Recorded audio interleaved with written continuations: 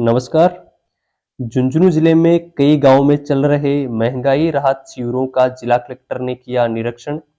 जिला कलेक्टर ने कहा कि रजिस्ट्रेशन के लिए परेशान नहीं हो, 100% लाभार्थियों का होगा रजिस्ट्रेशन। जिला कलेक्टर कोडी ने किया महंगाई राहत शिविरों का औचक निरीक्षण।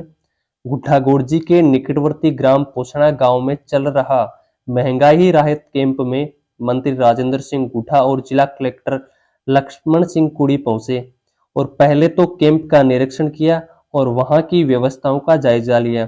महंगाई राहत शिविरों में लाभार्थी रजिस्ट्रेशन के लिए परेशान नहीं हो, 100% लाभार्थियों का रजिस्ट्रेशन किया जाएगा। लाभार्थियों को परेशानी नहीं हो, इसलिए हर ग्राम पंचायत और शहरी क्षेत्र के वार्ड में 2 दिन का अस्थायी कैंप लगाया गया है ताकि सभी लाभार्थियों का रजिस्ट्रेशन हो सके। इसके बाद भी यदि कोई लाभार्थी रजिस्ट्रेशन से वंचित रहते हैं तो वे जिले में संचालित 70 स्थायी महंगाई राहत शिविरों में कहीं भी अपना रजिस्ट्रेशन करवा सकते हैं। यह शिविर 30 जून तक चलाए जाएंगे और योजनाओं का लाभ राज्य सरकार द्वारा तय तिथि से ही मिलेगा। भले ही रजिस्ट्रेशन किसी भी तारीख को करवाए जाए, फिर भी यदि जरूरत पड़ी तो महंगाई राहत शिविर 30 जून से आगे भी जारी रखे जा सकते हैं। जिला कलेक्टर लक्ष्मण सिंह कुड़ी ने यह बात उदयपुरवाटी की ग्राम पंचायत पोसणा और दुड़ियाओं में आयोजित शिविर में कही। उन्होंने शिविरों में व्यवस्थाओं का जायजा लिया और आवश्यक दिशा निर्देश दिए। वहीं गुड्ढा नगर पालिका में आयोजित महंगाई राहत शिविर का निरीक्षण करने के दौरान उन्होंने नगर पालिका क्षेत्र में सफाई और ट्रैफिक व्यवस्था माकूल करने के निर्देश अधिशासी अधिकारी को दिए। मंत्री राजेंद्र सिंह गुड्डा ने कहा कि राज्य सरकार की योजनाओं से आमजन को मिलती है महंगाई से राहत। ग्राम पंचायत पोसाना में आयोजित महंगाई राहत शिविर में सैनिक कल्याण राज्य मंत्री राजेंद्र सिंह गुड्डा ने कहा कि राज्य सरकार की 10 फ्लैगशिप कल्याणकारी योजनाओं में आमजन को महंगाई से राहत मिली है।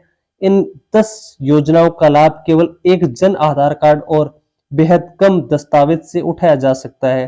गुड्डा ने कहा कि कृषि बिल और घरेलू बिजली के बिल में राहत देने से आमजन में काफी खुशी व्याप्त है। उन्होंने इन योजनाओं का अधिक से अधिक लाभ उठाने की अपील की। अगर आप चैनल पर नए हो तो चैनल को लाइक और सब्सक्राइब जरूर करें, जिससे अगले वीडियो का नोटिफिकेशन आपको तुरंत मिल जाए। राज्य सरकार के निर्देशानुसार पूरे राज्य में 24 अप्रैल से ये महंगाई राहत शिविर, प्रशासन गांवों के संग शिविर और प्रशासन शहरों के संग शिविर एक साथ प्रारंभ किए गए हैं। महंगाई राहत शिविर में जो है 10 योजनाएं आप लोगों को हमने जानकारी के लिए काफ़ी पहले समाचार पत्रों के माध्यम से और पैम्फलेट्स आदि बंटवा करके इनकी जानकारी दी गई थी। और इन 10 योजनाओं में चूंकि ये आम जन से जुड़ी हुई, गरीब तबके से जुड़ी हुई योजनाएं हैं, जिनका रजिस्ट्रेशन कैंप में होना 100% रजिस्ट्रेशन होना आवश्यक है। प्रथम दिन जैसा मैं अन्य कैंपों में भी जा रहा हूँ, सभी जगह पहले दिन भीड़ काफ़ी आ रही है। दूसरे दिन तक जाते जाते जो है लगभग सभी का रजिस्ट्रेशन हो जाता है, तो भीड़ कम हो जाती है। इसीलिए राज्य सरकार ने 2 दिन के कैंप रखे हैं। अन्यथा आपने पूर्व में कैंप देखे होंगे, जब प्रशासन गाँव के संग वगैरह लगते थे तो एक ग्राम पंचायत में 1 दिन का ही शिविर होता था। तो इस बार चूंकि योजनाएं काफ़ी अच्छी हैं और मौके पे ही लाभार्थी को जो है उनका रजिस्ट्रेशन करके लाभ दिया जाना है, इसलिए 2 दिन का जो है ये शिविर रखा गया। दूसरी, राज्य सरकार ने इसमें डॉक्यूमेंट्स में और कागजों में बड़ी छूट दी है। कई बार ये होता था कि जन आधार नंबर लाओ, मूल लाओ, उससे मिलान कराओ, फिर पटवारी जी से रिपोर्ट लेते थे, ग्राम सेवक जी से रिपोर्ट लेते थे और फिर जांच करके फिर तय करते थे कि ये सही है कि नहीं है। इन सब झंझटों से आपको राहत दे दी गई है, मुक्ति दे दी गई है।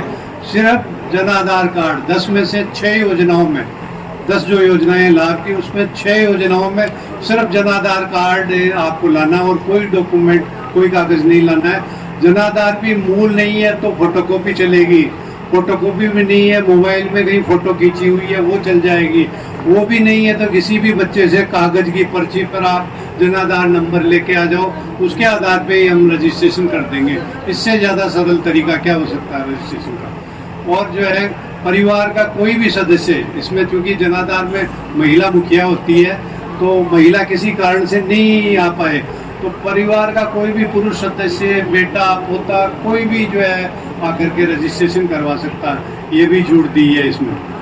एक इसमें जैसे पेंशन वाली जो स्कीम है, विधवा पेंशन भी है, एकल नारी पेंशन भी है, वृद्धावस्था पेंशन भी है, दिव्यांग भाइयों के लिए भी पेंशन है। तो पेंशन में जैसा आप सभी को बता दिया गया, जानकारी भी हो गई होगी कि 1,000 रुपये हर तरह की पेंशन में, आप किसी भी तरह की पेंशन में, पहले किसी में 500 रुपये मिलते थे, किसी में 750 मिलते थे, 1,000 से कम किसी पेंशन में नहीं मिलेगा।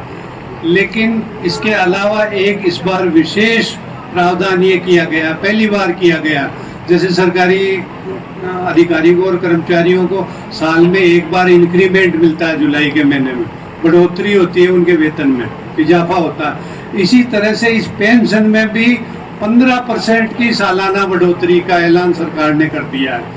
हर साल 15% ऑटोमेटिक ये पेंशन बढ़ जाएगी।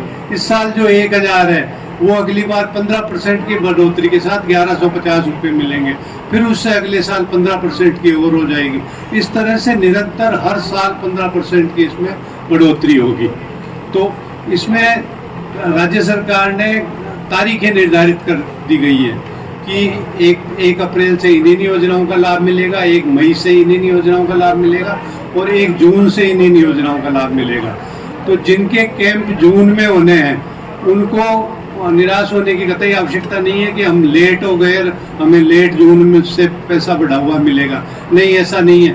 जो तारीख सरकार ने तय कर दी उसी से पैसा मिलेगा। जून में भी आपका रजिस्ट्रेशन होता है तो भी 1 अप्रैल से जिसमें बढ़ी हुई राशि मिलेगी वो 1 अप्रैल से ही मिलेगी।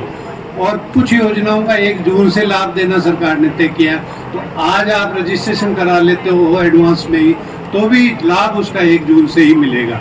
तो आप पहले कराओ चाहे बाद में कराओ, 30 जून तक की हमने पुख्ता व्यवस्था करी है। 2 दिन में यहाँ अधिकांश लोगों के रजिस्ट्रेशन हो जाएंगे। फिर भी बचते हैं तो हमने स्थायी कैंप पंचायत समिति मुख्यालयों पे और जो उपखंड मुख्यालयों पे स्थायी कैंपों की भी व्यवस्था की है। उनमें आप किसी भी काम से, अन्य काम से भी जाएं तो वहाँ पे अपना रजिस्ट्रेशन करा सकते हैं। जिला मुख्यालय पे 10 जगह पर हमने स्थायी कैंप और लगाए हैं झुंझुनू में, वहाँ पे भी आप आते हैं तो वहाँ पे भी जो है रजिस्ट्रेशन करा सकते हैं। किसी भी गांव का आदमी कहीं पे भी रजिस्ट्रेशन करा सकता है। और उसमें जो है 30 जून के बाद में भी यदि कोई लाभान्वित कहीं एरिया विशेष में ज़्यादा रह जाते हैं तो हम अतिरिक्त कैंप लगा करके वहाँ पे, चाहे कितने ही दिन का हमें अतिरिक्त कैंप लगाना पड़े, 100% लाभार्थियों का रजिस्ट्रेशन सुनिश्चित करेगी सरकार और सबको जो है लाभ दिलवाया जाएगा। आज सबसे बड़ी बात यह है कि ये जो 10 योजनाएं हैं इनसे हमारे गांव का कायाकल्प हो रहा है। आज हमारे गांव में इतने पैसे आ रहे हैं, अब आप सोच सकते हो जिसका बेटा और बेटी नौकरी करते हैं, जिसका बेटा हो सकता है महीना पूरा होते 1 तारीख को वो अपने माँ बाप को तनख्वाह भेजे या न भेजे, लेकिन सरकार आपको 1,000 और 1,500 रुपए महीने के अंदर आपको हाथों हाथ 1 तारीख को आपको आ जाते हैं। इसके साथ साथ ही आपके बिजली के बिल, बहुत बड़ा फैसला किया सरकार ने, कृषि का बिजली का बिल आपका 60% माफ हो गया। सबसे बड़ी दिक्कत थी साहब, VCR हो रहे हैं, हमारे बिल ज्यादा आ गए, कम किसान रात दिन मेहनत करके भी उस किसान का किसी तरीके से उसका पल्ला नहीं पड़ता था, किसान किसी सुधार हो ही नहीं पा रहा था। सरकार ने फैसला किया कि चाहे घर की लाइट हो चाहे हमारे कृषि की लाइट हो, आपका बिल नहीं आएगा, आपको बिजली का एक भी पैसा बिल का नहीं देना पड़ेगा। इसके साथ साथ सारे के सारे राजस्थान के अंदर लगभग 95 लाख लोग पेंशनधारी हो चुके, 95 लाख लोग जिनको ये पेंशन मिलती है। तो ऐसे शानदार फैसले किए, और ये चाहे बिजली का हो, चाहे हमारे विकलांग भाई है, चाहे दिव्यांग भाई है, और चाहे हमारी माता है, चाहे हमारे बुजुर्ग हैं, सभी लोगों को, चाहे हमारे, इस सभी को सरकार ने जो शानदार फैसले किए, और वो फैसले आपके यहाँ, जैसे आपके आज इतना सरल इस तरीके को बना दिया कि आपको कहीं चक्कर नहीं लगा। जो कलेक्टर साहब ने आपको बताया, न आपको ग्राम सेवक के पास जाना पड़ेगा, न पटवारी के पास, इधर उधर कहीं चक्कर नहीं, बड़ा आसान तरीके से आपके। और इसमें यह भी कर दिया, किसी के घर में 2 गाय है तो उनका बीमा करवा ले। जिस दिन गौ माता बीमार हो गई थी, मर गई, तो आपको 40,000 रुपए मिलेंगे। और ये चाहे सारे किसान, वो भी दो गायों का हर आदमी अपना बीमा करवा सकता है। और गाय बीमार हो तो सरकार ने बहुत अच्छे फैसले किए हैं। और इसके साथ साथ हमारे यहाँ सभी कैंपों के अंदर अच्छी भीड़ आ रही है, सारी व्यवस्थाएं हैं, लोगों को शानदार फायदा मिल रहा है। और इसके लिए आप सब लोग यहाँ पधारे, और इसके लिए मैं कलेक्टर साहब का आपका भी धन्यवाद करता हूँ। जय हिंद, जय भारत।